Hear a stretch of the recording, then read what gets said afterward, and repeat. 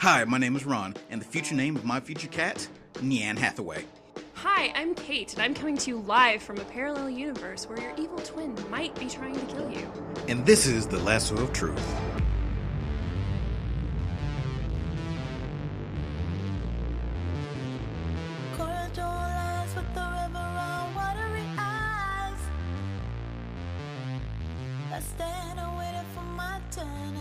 Hi there, welcome to the Lasso of Truth podcast. My name is Ron, and I'm joined here with Kate. And we have decided that what we have to say matters, and you need to hear it. We made this podcast because we watch a lot of TV, movies, and we argue about current events and life issues, and we felt that what we know, you should know. Yes, we feel that our opinions are in fact so important that the rest of the world needs to know about them. Mm-hmm. Yes. So we hope that you will enjoy our obviously true and very important opinions during this podcast. We wanted to start with the most important thing that has ever happened to any point in time, or to any person at any point in time, and that would be the Super Bowl. Which just happened. Yeah, right. Like when we were recording this, anyway. Let me rephrase. Not the Super Bowl, because my team wasn't in it, and I'm sure Kate does. Matter of fact, Kate, who was in the Super Bowl? I know this actually because I prepared kind of the Patriots and the Seattle Seahawks. Yes. Okay. Which I almost said the Seattle Spurs, which is not. But so as you can see, Kate doesn't care about football. I don't at all. I didn't care about the game. But one thing that we did care about was the glorious Super Bowl, the halftime show. Yes. And the commercials, of course, which everybody else did. Oh, I have something to say about the commercials. Okay. So, basically we want to break it down to you how we experienced it, and that was between text message. So up number one, out of nowhere. I say out of nowhere because, Super Bowl it jumps out of the trees and just snatches you. She sends me a message that says, there's a giant lion. So if you weren't there... There's a giant lion puppet that was on the screen, which, honestly, Katy Perry, that doesn't really go with your song being like the Eye of the Tiger part. Just gonna throw that out there. And, I've watched a lot of Super Bowls, and ergo, I've watched a lot of Super Bowl halftime shows, and I could not have recalled a giant. Somebody always does it. Like there's a huge studio. A huge performance nerd that always likes to make things happen. But I wouldn't have called somebody's in a meeting with this show and says, you know what I need that 20 feet's not even tall enough. I need a 30-foot lion. I need a 30-foot lion that walks. And everybody in the room had to have said, we're with you. That's cool. See, I come from the flip side of it, which I've actually never watched a halftime show of a Super Bowl. I've only seen clips, like when the infamous Super Bowl halftime show where Justin Timberlake, whose bra did he rip off on accident? It was Janet Jackson. Yes, Janet Jackson. Just be clear, Miss Jackson, if you're nasty. Oh, sorry, excuse me. Oh well. I've only seen clips of that, so this was my first introduction. So Katy Perry rides in on a lion, and I just this is what's happening now. This is the lion. I feel bad because I weigh. I'll get to that later about Katy Perry's performance in the pantheon of Super Bowl performances. Okay. The pantheon. There's like a whole hierarchy of Super Bowl performances. And whenever there is okay. There's a hall someplace. I think it's like in Bakersfield. Bakersfield. Oh. Yeah. Anyway, that segues into what song was it that she played for next? It was she was on. Basically, it was a big chessboard, and everybody was in pony. Oh yeah. Just bronies everywhere. There were bronies everywhere. Yes, that was pretty crazy. I think it was it Wide Awake? That song of hers? Maybe. Because we did our research. We obviously know what song it is. Anyway. Well, I remember that she went old school with Lenny Kravitz. Old school. I want that there, but that was I Kissed a Girl and I Liked It, which was like her first big, first big song. did you know that Lenny Kravitz is like 1,000 years old? And yes. he looks better than anybody that played on Sunday. Yeah. Well, and any person that will ever live, ever. I do have to say, I noticed that he had dyed his hair some before the performance, and I did see where apparently his daughter was very embarrassed by the entire performance on her Tumblr or something like that. Oh, Zoe Kravitz? Yeah, Zoe Kravitz. Who's also, like, who in second place to her dad is, like, the second most beautiful person that's ever lived. Wow, that first world problems. First world problems. My dad's too hot. Which I promise I'll never ever say again. Anyway, I made sure that I now here's a question. Can you name more than 2 songs that Lenny Kravitz has done by himself? No. No, I can't. There's American Woman. Yes, American Woman, which is a remake. Which is a remake. And then there's that other song he did that I know it's not his. Do you remember what that is? I don't remember what that is. I'm sure. See, that's the thing. He's like one of those people that everybody like really knows who he is. And it's like, oh, he's Lenny Kravitz. And oh, he's so like, oh, sexy, rock god, blah, blah, blah. Mm-hmm. And then I'm like, now that I think about it, I don't know if he has like original, does he write for other artists or like... I'm sure. Well, I mean, he plays guitar really well, so he's in that Santana. And that's fine. Santana had his own original stuff, though. Yeah. How many original Santana songs can you name? Let's see. There was that one song that he did with that other guy. No, by himself. No, just Santana songs. I cannot. I'm afraid. Yeah, no, they clock in at the same building, yeah. So they show up. It's like, hey, Lenny Kravitz is on guitars, and it's like, oh, did he write anything? No. He was just in the building. That's how I feel with the Super Bowl show. Because he essentially walked from one side of the stage to the other side of the stage and then peaced out. Well, no, he did do some dancing with Katy Perry because, the stills, of course, are like her doing some sort of twerking motion towards his crotch. Oh. Yeah. Have you seen you watched it? No, I remember that. It's just... You say Katy Perry dancing, and Katy Perry can't dance. Well, no. No. And see, now, you know what, I'm just going to say now, like, I compared her performance to Beyonce's, and you can dislike Beyonce if Beyonce had just no a one mask dislikes on. Beyonce. You're saying ridiculous things. I'm just trying to, I'm CYA, that's all I'm doing. I'm just making sure that, there's somebody that's going to be like, yeah, no, of course, Beyonce, gross. I hear you all the way. That's what I thought. Mm-hmm. But Beyonce is a performer, 10 times the performer that Katy Perry is. No disagreements. So every time that Katy Perry sings or dances, I like, man, that is just C+. But that's the thing about Katy Perry is she knows what type of performer she is. Okay. She knows that exactly. She doesn't ever try to like go above where she is. She delivers exactly what everyone expects from her all the time. She's consistent. Yeah. She's dependable. Oh, great! You essentially saying like Katy Perry is just a bowl of grits. Like she is serious. Okay. Maybe a little sugar, maybe a little butter. She's like a Honda. That's what type of car she is, with flashy flames occasionally on the side. She will just eyelashes, like those crazy eyelash stickers. Well, I guess if that means anything, is that I guess Kate's saying is that Katy Perry is going to last a very long time with very little maintenance. So, yes, yeah, seriously. No. Hopefully, I don't think her warranty's up either. So I think, so it's still good. Speaking of Bakersfield, that you dropped earlier out of nowhere, the Hall of the Pantheon, she did California Girls as well, and of course the infamous Sharks that made the internet explode all over itself. Yeah, no, like the internet needed serious cleanup after that. Yes. And that dude is my hero. Whoever. Did you hear the rumor that guy is Snoop Dogg? No, I've not heard that. Apparently on one of his social media, he said that he was the left shark, or I guess it would be like stage right shark. Right.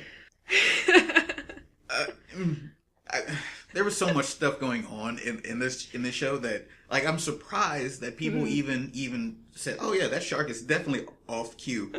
There's so much stuff going on. They were like one. The stage had beach balls, sharks, and stoned beach balls that you pointed out yourself in our text conversation. Very sad. Yeah, like I said, why do these beach balls look so sad? And then I looked at it and I'm like, they're either sad or high. Like, I mean, it's like we could have done anything in life, and we decided to hang out with Katy Perry. Mm-hmm. We could have had the Ferrari that is Beyonce. Now we're stuck in this Honda with Katy Perry. Yeah. No. Because we watched the performance. There was so much stuff going on at any given time with people moving this way and that way. Well, they had that dancing. huge holographic. No, it's not holographic. That's stupid. The huge screen holographic. It was a hologram, like on Star Trek. No. Although Earl Grey tea, please. Earl Grey. Yes. Which, like, honestly, with the ending of the halftime show with the rainbow and everything, it could have been like they're reading Rainbow, but it was a more So, oh well. Okay, so Sharks. So wait, Giant Lion, Lenny Kravitz, Hot Dad. The California Girls, Beach and Sharks, and then out of the wilderness, and then a wild Missy Elliott appears. She used holla. It was super effective. Yes, it was very effective. And I didn't like. I mean, everyone who knows about Pokemon just got that reference, by the way. Pokemon. You got to catch them all. I didn't. I don't care about the halftime show. I mean, and I got things to do in my life. I got bills. I'm an adult. I got things. Grown man shit. Adult things. Yeah, so I'm sure somebody knew Missy Elliott was on the list of people to perform. I didn't know this. It was leaked on the internet. I saw articles about that before. See, I don't follow leaks. Leaks usually are violations of people's privacy. I knew that Missy Elliott was going to be there. I had no idea. So I'm sitting down, looking away from. I'm losing interest in whatever this happening in this halftime show, and all of a sudden I hear "Get Your Freak On." Like, Katy Perry's not doing. Oh no! What? Who is this? And I stopped what I was doing at the moment, and I danced. You danced. I danced. You broke down to dance. Yeah. No. Yeah. Like, it was just one of those things that I didn't expect to happen at the time. It was just one of those, like, it caught me so off guard that I was enraptured with the spirit of. And then Katy Perry like kind of jumped in to dance with Missy Elliott, which was like one of the saddest things, honestly, that I've ever seen. Mm-hmm. It was like, no, Katy, go change costumes. It's what you're good at. Just go get in another crazy outfit. Wasting value. Like, what if that was ad-libbed and some production guy is like, no, she needs to go change. What is she doing? She's not wearing any pants. Ruined. She was just like wearing a jersey that, it didn't look like she was wearing pants anyway, which... I mean, she wasn't wearing pants anyway. That's true. She was. Now that I think about it, I was judging her for not wearing pants for those 2 seconds. It was a very pantsless jam. Mm-hmm. Anyway, and then Missy Elliott and her pit crew. Oh yeah, that was my reaction to Missy Elliott's backup dancers. They all looked like a NASCAR pit crew for me, which might tell some people where I grew up as far as. What did you say that they look like? What else? Like, they look like they jumped out the 90s. Like, yeah. I mean, it was just one of those. If you were there at the time, like, I was there. I was there in the 90s. Like, as everybody will come to know, Kate is a hardcore rap fan. Just, like, if you ask her what her top 5 is, she like, it changes every day because she listens to so much music. But yeah, I have to keep it real. I'm glad you do. It's just. Missy, like, granted, Missy Elliott is not relevant. Like, she's not at all. Like, she's... Why isn't Missy Elliott relevant? Well, like, she hasn't come out with an album in, like, 1,000 years. Neither of some people, but they're still relevant. They're not relevant. The Beatles haven't come out with what I had was, I had a stroke of nostalgia.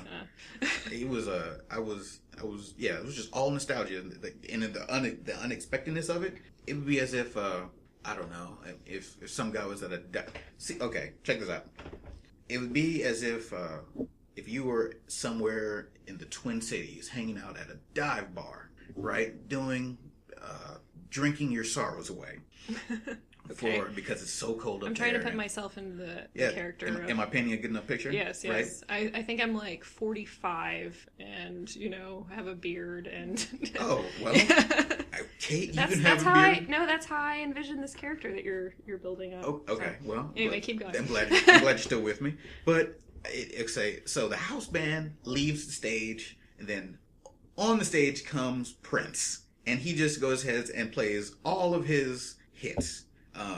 Prince is not particularly relevant. I guess he's in some people's life, but he's not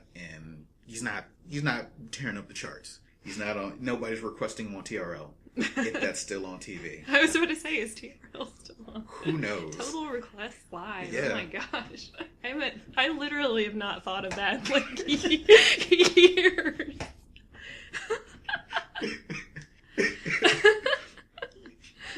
No, I swear I'm hip with it. Like This is how Missy Elliott all the things. Like, but anyway, because if that happened, I didn't know it was that like touching of a moment for you to see Missy Elliott up there. She hit me so hard. Like, I didn't. Like it's a wonder I didn't just like tears didn't start streaming down my eyes. But yeah. But she tore it down, and it was a shame that Katy Perry brought down such a tremendous performance of Missy Elliott. Well, I don't think they admit that. That's easy for us to say, but we honestly don't know what the rest of Missy Elliott's performance would have been like. Oh, I mean, it probably would have been garbage. I'm glad that they gave her 90 seconds that everybody could say that. Oh yeah, Missy Elliott, greatest of all time. Well, that's Katy Perry, who? That's kind of like, we build up, we have these certain things that lasted for only a short period of time in popular culture, and we like build them up. Like Firefly, as an example, like it lasted for only one season, had we built it up, it was going to be so awesome, and I moved into another segment, or not segment, but another thing that we could discuss in another show, so I should reel it back towards the Super Bowl. Oh, well, I'm not going to go on a rant about Firefly. I was about to say, for me, that's when it was over. The last thing. You mean the shooting star More You Know? Oh no, that was really cool. But the firework. Wow, the firework, like baby girl firework. Yeah. If just make sure I get this out there. I'm not a big fan of Katy Perry. She is a charismatic, beautiful, smart, probably decent, maybe pays her taxes.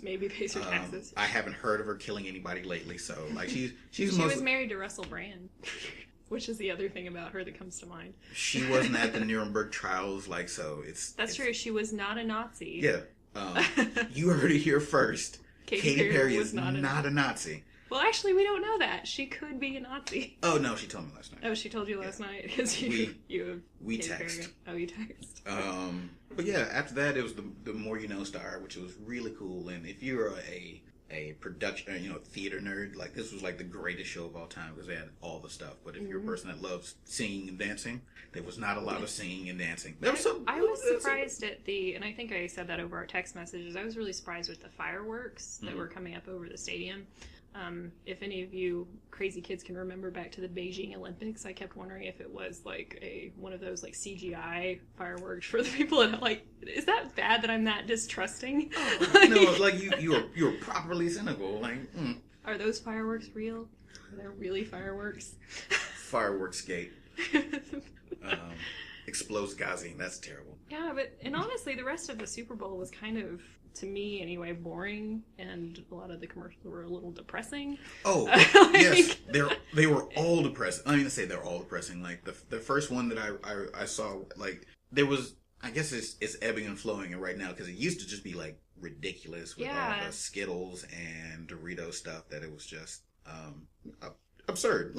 I'm a fan of the absurd, but it seemed like everybody was on that absurd bandwagon. Everybody was Tim and Ericing everything. Nope, right there with you. Absurd is better, but I feel like they really had to go serious because of their whole domestic domestic violence stance.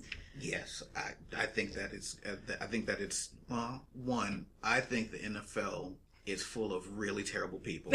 not so much players because I'm sure I'd say 90% of the players that play in the NFL, not Nazis. I can't give you that same percentage for people that are owners or the people that run the franchises. They're all terrible people, and they don't care about. They care about how they look. So yeah, all the you know, how's, run like a girl, domestic violence is wrong. Mm-hmm. While it is so ingenuine coming from the NFL. Yes, that's the thing, is like they should have just stuck with ridiculous and not made any comments about it personally, but I know I'm in the minority on that, because people are like, no, they need to show a strong stance against, but we all know this stuff is wrong. Okay, there's this really absurd tradition in India when a husband dies, a woman throws herself on a funeral fire, right? Terrible, horrible things. Is that a real tradition, or did you just make that up? No, it's real. Are you sure? Yeah, no. What are your sources? We'll fact check it. No. Later. Katy Perry texted me last night about it. Oh, okay, good. Yeah, because she's been to India, and I thought, never mind. No, she's obviously been. Yeah. She got a sari and everything. It's really chic. I thought that was like Iggy Azalea that did that India thing. Doesn't surprise me. Okay, anyway. Doesn't surprise me. But anyway, digress. Go back. Yeah.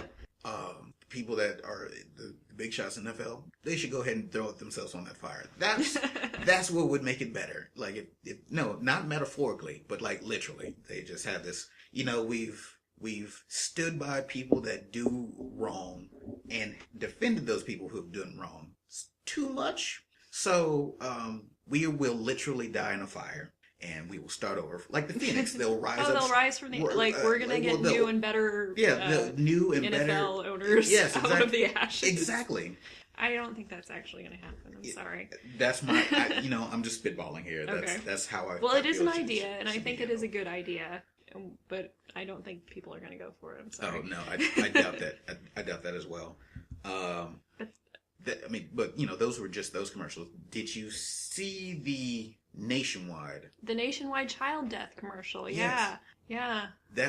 That's now my favorite commercial now. Well, the internet really loves making memes about it, I've noticed. So. Well, I feel like the internet's hitting it from a wrong angle. Like they're making fun of Nationwide for trying to tug at people's heartstrings by killing a child. You mean like emotional blackmail? It's like, what if your child dies? No, they're not. Yeah, Nationwide is not emotionally blackmailing anybody. I just want to be clear. Nationwide is threatening to kill your children if you do not buy Nationwide. I think that kind of goes into paranoia. No, they did that. They said, they set up this your screen like, gonna drown in a bathtub. It's like, because I died in an accident, and then Nationwide said something to this, and I'm like, most kids die by, you should work with Nationwide to make safer, or something like to that extent. It's like, hey, that's a beautiful child you have there. It'd be for something to happen. It'd be a shame if thing happened to it. So, children go missing, or there's a, knock on wood that I'm not going to knock on right now. Maybe I should. Maybe I should for that statement. Knock on wood, I sure hope kids don't get murdered, but I can't. I got this show going on. My table's wood. Nationwide is a really dark, dark independent film. There, who greenlit that? Who greenlit that? That is kind of a thing. Like, what marketing company did they hire? And they were presented with this, no, it's going to be awesome. We're going to have kids murdered, and not murdered, accidents, quote unquote accidents, and it'll all be good. Knock knock. Who's there? Broken pencil. Broken pencil who? Never mind, it's pointless. Oh my goodness, that's the worst.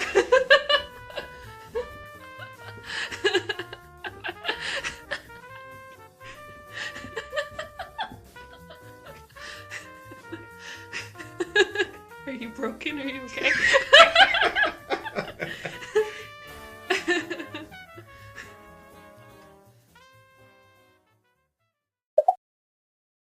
Moving on from Nationwide. Yes, moving on from Nationwide. Yeah, no, there was also a few things that I really wanted to see because the commercials, but the movie trailers. I know that, we named our podcast The Lasso of Truth, and we didn't just name that because we saw we were in a north, south, east, and western where we weren't in a Drysdale's. And if anybody doesn't know what that is, it's a western where you buy cowboy hats. No, there's Drysdale's everywhere, right? New York has a Drysdale's, and probably really? that. Who knows? I got the impression that was only like for people who, you know, live in states that cowboy fashion is a thing. I kind of hate that I had to go through the north, south, east, and western, where Drysdales. So yeah, no, we got this because we are, you know, relative comic book fans. Relative. I mean, so yeah. I don't care about a lot of things, but I do care about the Fantastic Four, Jurassic Park, and I care about this one because it's the most, because I hate science. I love science, but I love it when it gets just absolutely destroyed, and that's in Fast and the Furious. And so you saw it. What do you think of the Fast and the Furious trailer? Or which one? Fantastic Four. Fantastic Four. You know, I feel kind of, I don't know, on the fence about it. I feel really neutral towards it, to be perfectly honest. Because it superhero trailers have kind of gotten like the same, like they have this like almost formula that they all kind of like, oh, it's like them, and they're all in these dramatic like poses, and you see like shortcuts of them, and then no, I'm serious, you know what I'm talking about, and then like there's the big epic thing that's coming, and so, you know, it's like, what can I say about that? I'm like, oh, the CGI looks really pretty, even though you're gonna brush all that up later in the actual movie too. Trailers are my catnip, so like if somebody has a well done trailer, it almost doesn't matter what the subject matter is. Gotcha. But I do care what the subject matter is in this one. So yeah. Well, like this Fantastic Four movie certainly cannot possibly. Well, I say that can't possibly be worse than like the Silver Surfer movie. I was so disappointed. I horrible. woke up a couple days ago with tears in my eyes because I was thinking of that movie in my sleep. You have like post-traumatic stress disorder from that movie. I mean, it's not so much post-traumatic stress. Like, you know, I don't get anxious in crowds about it, but yeah, you know, it just brings such an intense sadness, emotion to the surface. Oh, so I don't think that the new Fantastic Four movie can be worse than that. Certainly. I know that a lot of people were distressed about casting in the new movie. I don't see why. Everything matches up exactly how it should. Just like it is on the page. Yeah. Whatever. Yes. Yeah. No, my Human Torch is black. I don't care. Well, like, it's one of those things that, you know, a lot of comic book fans will argue about.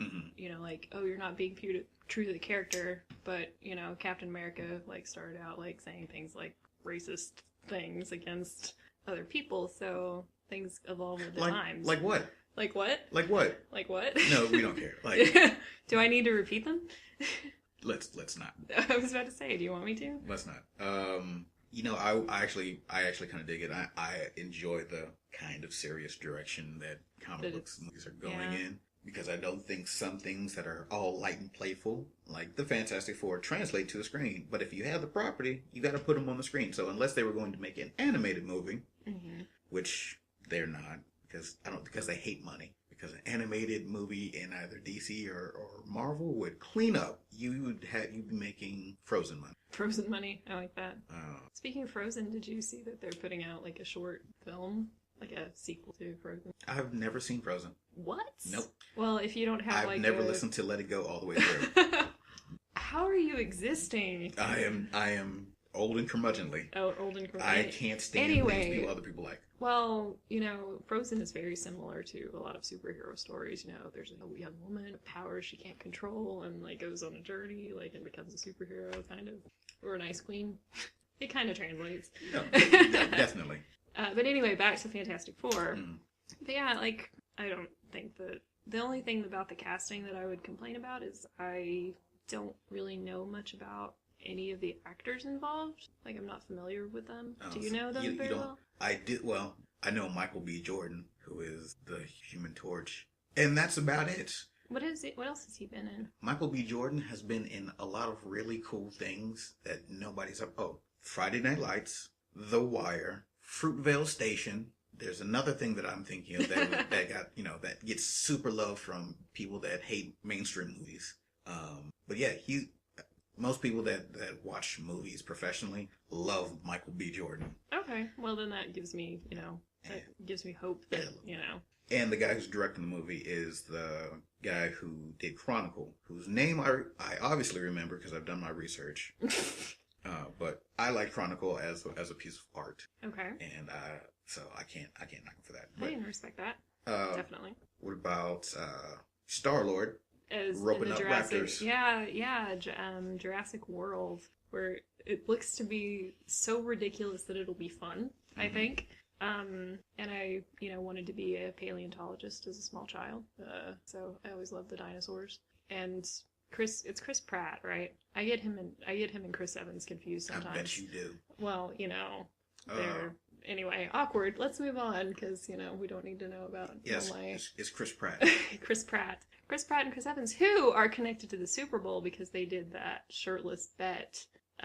No, you had to have heard about this. Yeah, explain this to me. They each picked a team and then they bet, and then the other one's going to visit, like donate like thousands of dollars to charity, and they're going to visit children's hospitals as like shirtless. Yeah, well, no, not shirtless because it's for children. If they were visiting me, they would be shirtless, but well, probably not, actually. Young paleontologist. Yeah, totally. Anyway, so Chris Pratt is the Raptor Whisperer, and he has a team. Yes, he's the Raptor Whisperer. And he has a team of raptors, I think there's 4 or 5 of them, that he apparently is going to hunt the hybrid dinosaur with on his motorcycle. I'm gonna see it. Oh, I've no, got to see I'm it. going to see it too. I imagine that you're going to see it like I'm going to watch Fast and Furious. That I don't care what's about to happen. Yeah, that's the I thing. just need, it needs to go. I need to consume it through my eyeballs and into my soul. So I don't know a whole lot about the new Fast and Furious movie. You don't need to. Well, I assume there's going to be Vin Diesel, which I always am a fan of. Always, because he plays Dungeons and Dragons. Awesome. We are Groot. Yeah, we're Groot. Hey, we've got 6 degrees of we can connect everything now, right? Yeah. Oh, sidebar. I just want to bring this up. In Guardians of the Galaxy, Groot does say more than 3 words. He says 5. We are, I am, and then Groot. That's it. Go ahead. You felt like you needed to. No, it bothers me so much because it's like, this movie only had you only got away with saying 3 words. Untrue. And I will fight anybody to the death over that. Did you know that Vin Diesel voiced Groot in every language? That when they recorded all the different languages, he said, "I'm gonna say it in every single language that this movie comes out in." That sounds like a lot of work. Yeah, I can imagine. Well, I actually don't know how many languages it was translated into. So 2? Yeah. I know Russian was one that then 3. was speaking. I want to think that the third language, they only did it in 3 languages: English, Russian, and then something obscure like Hasafalani. Hasafalani. Yeah, just Swahili. That's Swahili? it. Just those 3 languages. Swahili is spoken by a lot of oh yeah, that's spoken by a lot of people. That's not really obscure. It's not very. It's not a hipster language, Ron. You probably never heard of it. I'm sure many people have heard of Swahili. Name 5. Name 5. Don't name 5. Okay, I was about to say, I bet I can. Funny side note to connecting Swahili. No, actually, this would get off topic, so I can't bring it up now. Topics are for losers. Topics are for losers. I studied Swahili when I was a girl for a little bit because Lieutenant Uhura, God, I can't say her name, from the original Star Trek spoke Swahili, and I learned something right now. You did? That I'm a horrible Star Trek nerd? No, well, I've already known that you're a horrible, dirty, stinking Star Trek nerd. But that little character bit about Uhura. Yeah, I don't know why I can't say it today. In my mind, she was just from New Detroit. She Detroit. high-fived RoboCop on the way to the Enterprise. Well, she was a linguist, but that was one of the main languages she learned. And then there was an episode where this alien force created a guy, the perfect guy for her, and he came in speaking Swahili, and I was like, this is my dream right here. Anyway. I think we're going to go ahead and end on that. No, but we had a random question, which was... Well, yeah, I was getting into it. Hey. Okay. Process here. Good process. So yeah, I want to thank everybody for joining us for our inaugural podcast of the Lasso of Truth. Yes, thank you very much if you've made it this long and listening to us. We really appreciate it. We're going to try to make this happen as much as we can, as often as we can, because we like giving our unsolicited opinions to strangers and friends alike. Mm-hmm. So yeah, you can find us on iTunes, and we will. Please like us on Facebook and follow us on. Yeah, let's follow. No, not on Twitter yet. Okay. As soon as we get on Twitter, we will know, and please follow us. Because we're mad organized. So with that, one last question: if you could be any animal, what animal would you be? I would be a fox. I would be a honey badger. A honey badger? Mm-hmm. So you don't care? Not at all. Okay. We're out.